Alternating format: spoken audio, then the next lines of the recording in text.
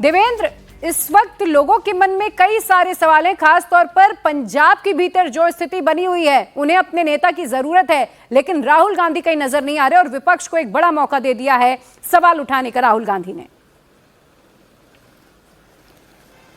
जी हाँ, बिल्कुल प्रिया, वो तो हो गई पार्टी की बात। और पार्टी से अलग अगर आप सोचें तो उससे ज़्यादा ये कि देश के एलओपी अगर 15-20 दिनों तक देश से बाहर हैं और उसके बारे में उनकी पार्टी के लोगों के द्वारा ना बताया जाए, खुद उनके बारे में ना बताया जाए, कोई उनका public engagement social media platform पे ना दिखे, तो जाहिर तौर पर लोगों के भीतर ये कौतूहल का विषय बनेगा ही कि आखिर राहुल गांधी है कहाँ गए हैं। और उस लिहाज से जब हमने भी अपने टॉप सोर्सेज को लेकर इस बाबत पड़ताल की कि आखिर राहुल गांधी कहाँ गए हैं, इतने दिनों तक कैसे बाहर है। आमतौर पर यह प्रक्रिया रहती है कि जब कोई सांसद देश से बाहर जाता है तो लोकसभा अध्यक्ष को या लोकसभा सचिवालय को वो सूचना देता है कि इतने दिनों तक यहाँ बाहर वो जा रहा है। अगर कोई सरकार का मंत्री जा रहा है तो बाकायदा उसे परमिशन लेना होता है भारत सरकार के प्रधानमंत्री के दफ्तर से। तो उस कंडीशन में एलओपी राहुल गांधी जो कि कैबिनेट मंत्री का दर्जा रहा है और इतने दिनों तक अगर देश से बाहर है तो जाहिर तौर पर लोगों के भीतर एक दिलचस्पी और एक सवाल बनेगा कि आखिर कहाँ है। और दूसरी चीज़ तो जो आपने बताई कि अगर उनकी अपनी पार्टी में इतना बड़ा क्राइसिस चल रहा है और उस क्राइसिस के दरमियान अगर उनके नेता नजर नहीं आ रहे हो तो ये पार्टी के नेताओं के लिए भी बेचैनी भरी बात थी। और उस लिहाज से जब हमने टॉप सोर्सेज को खंगाला तो एकदम पक्की जानकारी ये मिली कि राहुल गांधी यूरोप के दौरे पे हैं। और यूरोप में अगर बात कर लें तो इंग्लैंड, आइसलैंड और जर्मनी, इन कम से कम इन 3 देशों के भीतर उन्होंने ये जो 15-20 दिन से वो गायब है उसका अधिकांश समय बिताया है। इंग्लैंड और जर्मनी की बात करें तो अभी के मौसम के हिसाब से कोई ट्रैवल करने वाली जगह नहीं है। वहाँ बहुत आप भी रिपोर्ट में देखते होंगे कि कितने लू के थपेड़े चल रहे हैं वहाँ पे, गर्मी बहुत ज़्यादा है। आइसलैंड की बात करें तो वो नॉर्दर्न कंट्री के हिसाब से वो कैपिटल उसकी जो रेकयाविक है, और आइसलैंड जो कि बमुश्किल 4-5 लाख की आबादी वाला देश है वो ज़रूर बहुत ठंडा है। और वहाँ पर राहुल गांधी क्या सिर्फ छुट्टी मना रहे हैं या फिर बाकी क्या कुछ कर रहे हैं, ये पब्लिक इंगेजमेंट क्योंकि उनका बताया नहीं जा रहा है और कोई भी जानकारी उनके तरफ से भी नहीं आ रही है। लेकिन इन 3 देशों की यात्रा पर वो हैं। और ये मैं कम से कम 3 देश इस लिहाज से कह रहा हूँ कि इसके अलावा साथ में, क्योंकि हम सभी जानते हैं कि यूरोप के देश एकदम से नज़दीक जुड़े हुए हैं, बहुत कम दूरी पर एक देश से दूसरे देश पे आप जा सकते हैं। तो हो सकता है कोई शॉर्ट डिस्टेंस किसी और कंट्री में भी उन्होंने कर लिया हो, लेकिन जो अधिकांश समय उन्होंने बिताया है वो इंग्लैंड, आइसलैंड और जर्मनी, इन 3 जगहों पर बिताया है। इन 3 देशों में से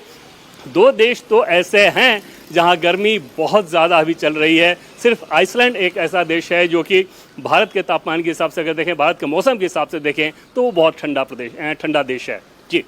देवेंद्र, जरा एक चीज और बताइएगा, क्योंकि अब ज्यादा वक्त नहीं है जब मॉनसून सेशन की भी शुरुआत हो जाएगी। तमाम कई ऐसे मुद्दे हैं जो एलओपी होने के नाते उन्हें उठाना है, सरकार से सवाल पूछना है, और यहाँ पर तैयारी भी की जाती पहले से कि कौन कौन से मुद्दे रखना है। लेकिन राहुल गांधी का इतना लंबा बाहर रहना, कोई इन्फॉर्मेशन ना होना, और अब मैं चुनावों के मद्देनजर भी देखूं, देखिए उत्तर प्रदेश में चुनाव है, पंजाब में चुनाव, उत्तराखंड में चुनाव, तो क्या राहुल गांधी रणनीति बनाने के लिए इस वक्त किसी और को आगे करें? क्या प्रियंका गांधी कमान संभाल रही हैं या फिर राहुल गांधी वहां से भी बैठकर नजर रख रहे हैं इन तमाम मामलों पर? और देखिए प्रिया, सबसे पहली बात तो यह है कि निश्चित तौर पे न सिर्फ अपोजिशन के नेताओं में राहुल गांधी के इस तरह के रवैये को लेकर एक निराशा रहती है, बल्कि कांग्रेस पार्टी के अंदर भी नेता बहुत ज़्यादा निराश रहते हैं। उनसे दबी जुबान अगर बात कीजिए तो वो बताते हैं कि किस प्रकार से लीडर का रवैया इस प्रकार का नहीं होना चाहिए, ख़ासतौर पर तब जब आप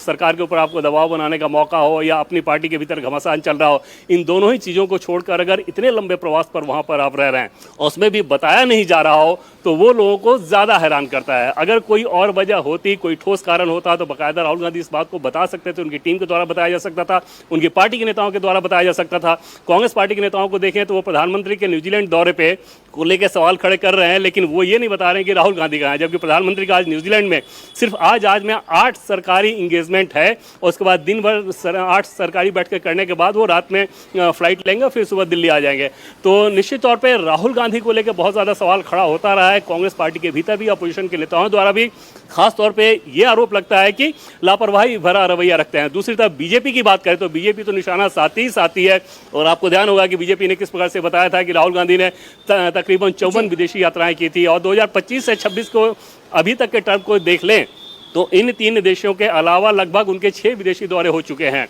और बहुत सारे विदेशी दौरे ऐसे होते हैं जिसमें पब्लिक इंगेजमेंट होता है, उसमें बाद में उनके नेताओं द्वारा बताया जाता है, या सोशल मीडिया प्लेटफॉर्म पे हम उनके बयान भी देखते रहते हैं, तस्वीरें देखते हैं। लेकिन इस बार का दौरा एकदम से गोपनीय दौरा है और इतना लंबा प्रवास होना ये अपने आप में लोगों को हैरान कर रहा है। और उस हैरानी को ख़त्म करने के लिए जब हमने टॉप सोर्सेज को टटोला कि आखिर राहुल गांधी किन किन देशों में गए हैं, तो ये जानकारी मिली और भरोसेमंद जानकारी मिली कि राहुल गांधी इंग्लैंड, आइसलैंड और जर्मनी, इन 3 देशों की में उन्होंने अपना अधिकांश समय बिताया है इस दौरे का। बहुत शुक्रिया देवेंद्र आपका तमाम जानकारी के लिए।